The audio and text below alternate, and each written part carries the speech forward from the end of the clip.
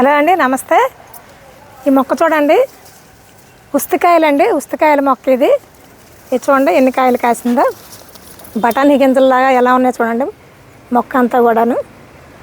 Flower లేదండి, flower మీకు చూపిద్దామంటే మొత్తం కాయలే ఉన్నాయి. ఈ మొక్క నేను పెట్టి ఒక 2 ఏళ్ళు అవుతుందండి. అప్పటి నుంచి ఎక్కువగా కాపు అయితే రాలేదు, 2-3 కాయలు కొద్ది వచ్చేవి. ఈసారి మాత్రం బాగా కాపు వచ్చిందండి. ఇదిగోండి, ఈ మొక్క నాకు దొరికిందండి. ఈ కర్రీ నేను మా మేనల్లుడు అత్తగారు కోయంబత్తూరు అండి, వారింట్లో తిన్నాను. నేను వారి దగ్గర ఉంది ఈ మొక్క. ఇది కర్రీ చేసి పెట్టారు. ఫస్ట్ టైం నేను అక్కడ తిన్నానండి, కోయంబత్తూరులో తిన్నాను ఈ కర్రీ.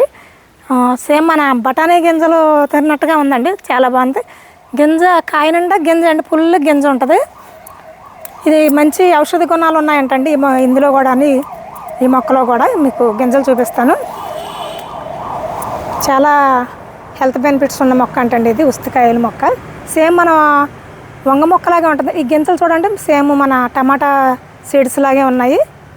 చాలా సీడ్ ఉంటాయండి, మొత్తం గింజ కాయంతా కూడా సీడే ఉంటుంది.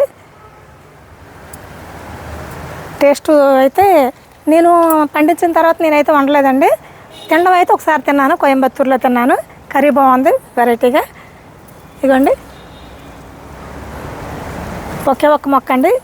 మొక్క నాకు లక్కీగా అసలు దొరికిందండి, తీసుకొచ్చేసాను. వంగ మొక్క అనుకునేసాను, తీరా చూసాక ఉస్తికాయల మొక్క అయింది. ఇది నిజంగా నాకు చాలా సంతోషం వేస్తుందండి. మొక్క నాకు మనం ఏదైనా కావాలని కోరుకున్నప్పుడు అది మనకు దొరికినప్పుడు అది ఆనందం మాటల్లో చెప్పలేము. ఇలాంటి మరిన్ని వీడియోల కోసం please subscribe to my channel.